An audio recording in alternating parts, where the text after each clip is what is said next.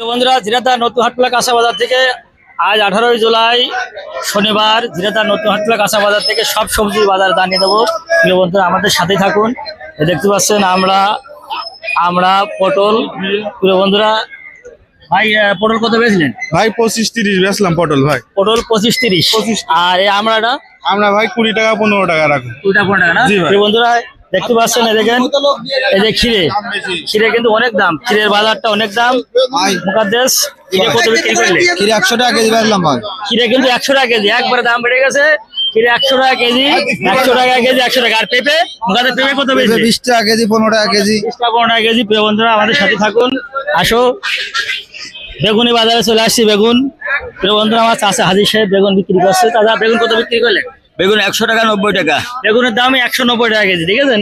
বেগুনি বাজার 90 টাকা। 100 টাকা কেজি আর 90 টাকা, অনেক দাম বেড়ে গেছে। প্রিয় বন্ধুরা, আমাদের সাথে আসেন, আমাদের সাথে থাকুন, আসেন।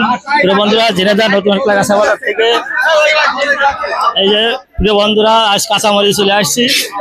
এই যে মরিচ, শুধু মরিচ আর মরিচ, শুধু মরিচ আর মরিচ, শুধু মরিচ। 100-110 টাকা বিক্রি হয়েছে।